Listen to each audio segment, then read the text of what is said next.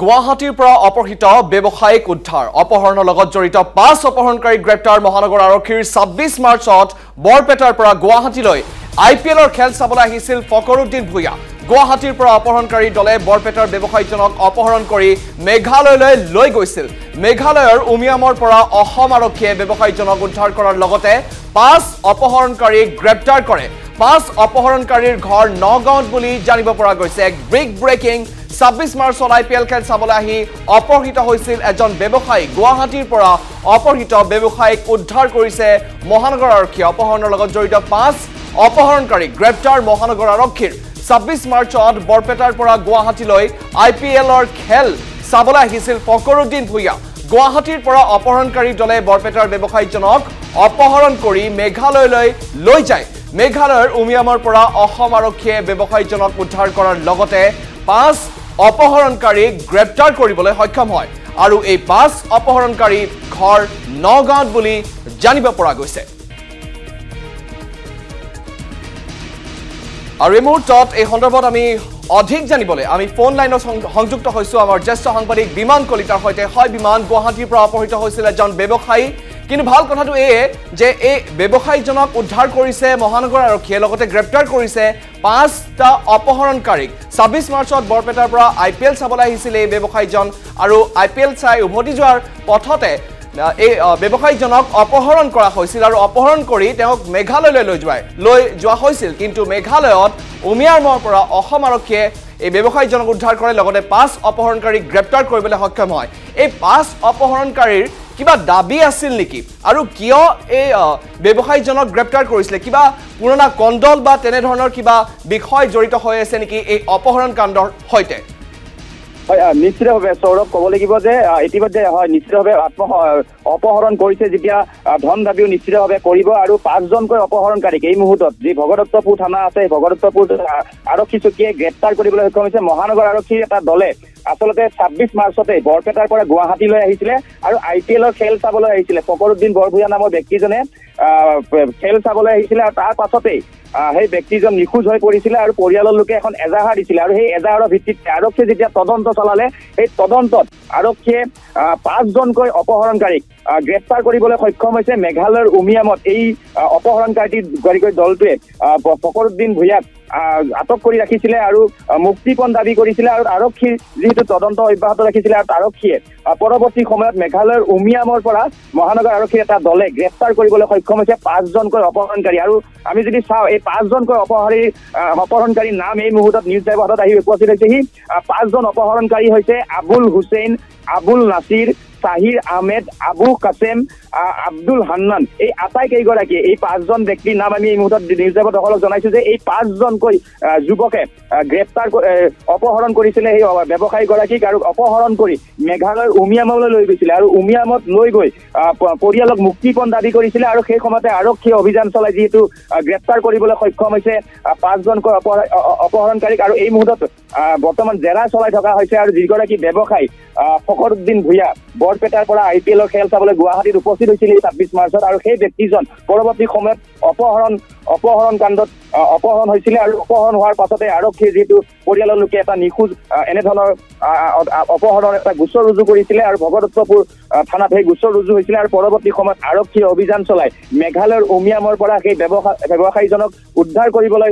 সক্ষম হৈছে লগতে যি ৫জনকৈ অপহৰণকাৰী আছে আমি পুনৰ সেই নামকেইটা জনাইছো আটাইকেইজনে ঘৰ নগাঁৱত ইয়াৰে এজন কেৱল ভিং বেছিমাৰীৰ হয় আৰু আটাইকেইজনৰে ঘৰ নগাঁও আবুল হুছেইন আবুল নাছিৰ চাহিৰ আহমেদ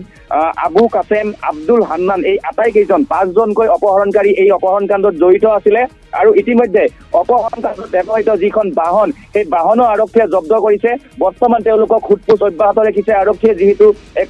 গুৱাহাটীৰ মাজমজিয়াৰ পৰা এক অপহৰণ কাণ্ড সংঘটিত কৰিছিলে এই অপহৰণকাৰী দলটোৱে ৫জনকৈ যুৱক জড়িত আছিলে এই সমগ্ৰ অপহৰণকাৰীৰ ঘটনাত আৰু মুক্তিপণ দাবী কৰা হৈছিলে আমি যিমান দূৰ গম পাইছো যে ফকৰুদ্দিন ভূঞাৰ যি ব্যৱসায়ী আছিলে পেছাত এগৰাকী ব্যৱসায়ী তেখেতক মুক্তিপণ দাবী কৰিছিলে পৰিয়ালৰ লোকলৈ আৰু তাৰ পাছতে আৰক্ষীয়ে অভিযান চলাই মেঘালয়ৰ উমিয়ামৰ পৰা এক গোপন সূত্ৰৰ পম খেদি আচলতে আৰক্ষীয়ে মেঘালয়ৰ উমিয়াম এক দুৰ্গম স্থানৰ পৰা এই ব্যৱসায়ীজনক উদ্ধাৰ কৰিবলৈ সক্ষম হয় লগতে যি 5টাকৈ যি অপহৰণকাৰী আছে সেই অপহৰণকাৰীক বৰ্তমান গ্ৰেপ্তাৰ কৰি জেৰা অব্যাহত ৰাখিছে আবুল হুছেইন মই পুনৰ জনাইছো নামকেইটা পুনৰ জনাইছো আবুল হুছেইন ঘৰ নগাঁৱত আবুল নাছিৰ ঘৰ নগাঁৱত শাহিৰ আহমেদ নগাঁৱত ঘৰ আবু কাছেম আব্দুল হান্নান এই আটাইকেইগৰাকী নগাঁৱৰ হয় আৰু এই কিদৰে তেওঁলোকে আচলতে এই অপহৰণ কাণ্ডৰ পৰিকল্পনা কৰিছিলে কেনেকৈ ক'ত তেওঁলোকে পৰিকল্পনা কৰিছিলে সেই সমগ্ৰ বিষয় লৈ এই মুহূৰ্তত আৰক্ষীয়ে তদন্ত অব্যাহত ৰাখিছে কিছু সময় পাছতে হয়তো আৰক্ষীয়ে সংবাদ মাধ্যমক জনাব যে কি ধৰণৰ এই অপহৰণ কাণ্ড সংঘটিত হৈছিলে আৰু ব্যৱসায়ীজনক কি স্থানত ৰাখিছিলে কেনেদৰে আৰক্ষীয়ে উদ্ধাৰ কৰিলে সেই সকলো তথ্য হয়তো সংবাদ মাধ্যমৰ আগত কিছু সময় পাছত আৰক্ষীয়ে প্ৰকাশ কৰিব কিন্তু এই মুহূৰ্তত ক'ব পাৰি যে গুৱাহাটীৰ মাজমজিয়াত এক ভয়ংকৰ অপহৰণ কাণ্ড হৈছিলে 26 মাৰ্চত গুৱাহাটীলৈ এগৰাকী ব্যৱসায়ী আহিছিলে IPL খেল চাবলৈ আৰু সেইগৰাকী ব্যৱসায়ীক অপহৰণ কৰি নিয়া হৈছিলে আৰু মেঘালয়লৈ লৈ যোৱা হৈছিলে মেঘালয়ৰ উমিয়াম এক দুৰ্গম স্থানত এই ব্যৱসায়ীজনক ৰখা হৈছিলে কিন্তু পৰৱৰ্তী সময়ত মহানগৰ আৰক্ষীৰ এটা বিশেষ দলে অভিযান চলাই ব্যৱসায়ীগৰাকীক উদ্ধাৰ কৰিবলৈ সক্ষম হৈছে ফকৰুদ্দিন ভূঞাক এই মুহূৰ্তত উদ্ধাৰ কৰিবলৈ সক্ষম হৈছে আৰু বৰ্তমান তেখেতক আৰক্ষী উদ্ধাৰ কৰি আৰক্ষীৰ জিম্মাত ৰখা হৈছে লগতে যি 5জনকৈ অপহৰণকাৰী এই 5জনকৈ অপহৰণকাৰীক বৰ্তমান গ্ৰেপ্তাৰ কৰা হৈছে আমি নিউজ টাইপৰ দৰ্শকক এই নামকেইটা আমি জনালো যে এই 5জনকৈ নগাঁও ধিঙৰ বেছিমাৰী এই আটাইকেইটা অঞ্চলৰে এই 5জনকৈ অপহৰণকাৰীক হয় ইয়াক নিশ্চিতভাৱে এক চিন্তনীয় বিষয় কাৰণ গুৱাহাটীৰ মাজমজিয়াৰ পৰা সদাব্যস্ত গুৱাহাটীৰ মাজমজিয়াৰ পৰা এনেকৈ এজন মানুহক অপহৰণ কৰি নিয়াটো এক ভয়ংকৰ কথা এক চিন্তনীয় বিষয় গুৱাহাটীৰ পৰা অপহৃত ব্যৱসায়ীক উদ্ধাৰ কৰা হৈছে যদিও আমি জানিব খুজিছো এই ব্যৱসায়ীজন কি ব্যৱসায়ৰ সৈতে জড়িত হৈ আছিল আৰু এই যি অপহৰণ কাণ্ড কৰিছে 5 অপহৰণকাৰী ইতিমধ্যে গ্ৰেপ্তাৰ হৈছে আমি জনাইছো নিউজ লাইভৰ দৰ্শকসকলক আবুল হুছেইন শাহিৰ আহমেদ আবু কাছেম আব্দুল হানান আৰু এজন অপহৰণকাৰী ইতিমধ্যে গ্ৰেপ্তাৰ হৈছে এই অপহৰণকাৰী কেইজনে আগতেও এনে ধৰণৰ কুকাণ্ড সংঘটিত কৰিছে নেকি বিমান হয় নিশ্চিতভাৱে সৌৰভ নিশ্চিতভাৱে তেওঁলোকে অপৰাধ জগতৰ লগত জড়িত হ'ব কাৰণ এনে ধৰণৰ অপহৰণ কাণ্ড কৰিবলৈ এনে ধৰণৰ সাহস প্ৰথম অৱস্থাত কোনো নকৰে নিশ্চিতভাৱে তেওঁলোকে বিভিন্ন ধৰণৰ অপৰাধ কাণ্ডৰ লগত বা বিভিন্ন ধৰণৰ অপৰাধজনিত কাৰণত তেওঁলোকে জড়িত হ'ব কিন্তু আটাইকেইজনেৰে যদি বয়স চাই আব্দুল হান্নানৰ বয়স হৈছে 22 বছৰ শাহিৰ আহমেদৰ বয়স হৈছে 22 বছৰ আবু কাছেম 30 বছৰ আবুল নাছিৰ 31 বছৰীয়া এজন যুৱক আৰু আব্দুল হুছেইন 27 বছৰ অৰ্থাৎ ক'ব পাৰি যে 20ৰ পৰা 30ৰ ভিতৰত এই আটাইকেইজন যি অপহৰণকাৰী আছে এই আটাইকেইজন অপহৰণকাৰী 20ৰ পৰা 30ৰ ভিতৰৰ বয়সৰ এই অপহৰণকাৰী কেইজন হয় আৰু কেনেদৰে আচলতে এই যিগৰাকী ব্যৱসায়ীক অপহৰণ কৰা হৈছিলে তেওঁ বিভিন্ন ধৰণৰ ব্যৱসায় আছে আৰু এই অপহৰণকাৰী দলটোৱে জানে যে এই ব্যক্তিজনে গুৱাহাটীত IPL চাবলৈ আহিব আৰু এনে ধৰণে তেওঁলোকে এটা প্লানিং কৰিছিলে এটা কৌশল ৰচনা কৰিছিলে যে কিদৰে আচলতে এই ব্যৱসায়ীগৰাকীক আমি অপহৰণ কৰিব পাৰো আৰু কোন স্থানত লৈ গ'লে হয়তো তেওঁলোকে যি মুক্তিপণ দাবী কৰা ধন তেওঁলোকে ল'ব পাৰে কাৰণ এখন বহিৰাজ্য এখন বেলেগ ষ্টেটলৈ লৈ যোৱা হৈছিলে অসম আৰক্ষী দেখিবলৈ পাইছে যে বিভিন্ন সময়ত যি অপৰাধজনিত ঘটনাত অসম আৰক্ষীয়ে অতি কম সময়ৰ ভিতৰতে আচলতে এই কেছসমূহ সলভ কৰে এই বিষয়ে এই অপহৰণকাৰী কেইজনে জানিছিলে আৰু তাৰ প্ৰতি লক্ষ্য ৰাখি আচলতে এই ব্যৱসায়ীজনক যি ফকৰুদ্দিন ভূঞাক নামৰ ব্যৱসায়ীজনক অপহৰণ কৰি মেঘালয়ৰ উমিয়াম অঞ্চললৈ অতি দুৰ্গম এটা স্থানলৈ লৈ গৈছিলে আৰু এই কেনেদৰে তেওঁলোকে এই অপহৰণকাৰী কাণ্ডটো সংঘটিত কৰিছিলে বা কিবা চেতনানাশক দ্ৰব্য ব্যৱহাৰ কৰি ব্যৱসায়ীজনক অপহৰণ কৰিছিলে নে বেলেগ চলেৰে আচলতে লৈ গৈছিলে নিশ্চয়কৈ এই গোটেইকেইটা অপহৰণকাৰী খুব কম বয়সীয়া কিন্তু নিশ্চয়কৈ ক'ব লাগিব ক্ৰিমিনেলৰ কোনো বয়স নাথাকে এই মুহূৰ্তত আমি আকৌ এবাৰ এটা প্ৰশ্ন আপোনালৈ এটা প্ৰশ্ন যে এই ব্যৱসায়ীজন কি ব্যৱসায়ৰ সৈতে জড়িত হৈ আছিল সেই কথা আমি জানিব খুজিছো হয় এগৰাকী প্ৰতিষ্ঠিত ব্যৱসায়ী আমি যিমান দূৰ গম পাইছো বৰপেটাত আমাৰ বৰপেটা যিহেতু বিৰোধ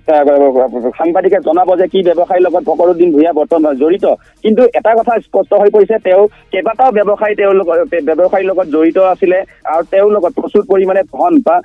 এই যি অপহৰণকাৰী দলটো আছে তেওঁলোকে গম পাইছিলে যে এইজন ব্যৱসায়ীক যদি অপহৰণ কৰা হয় তেন্তে মুক্তিপণ দাবী কৰিলে হয়তো এই পৰিয়ালৰ পৰা ধন তেওঁলোকে লাভ কৰিব সেই তথ্য তেওঁলোকৰ হাতত আছিলে আৰু সেই তথ্য অনুসৰিয়ে তেওঁলোকে এই যি অপহৰণ কাণ্ডৰ যি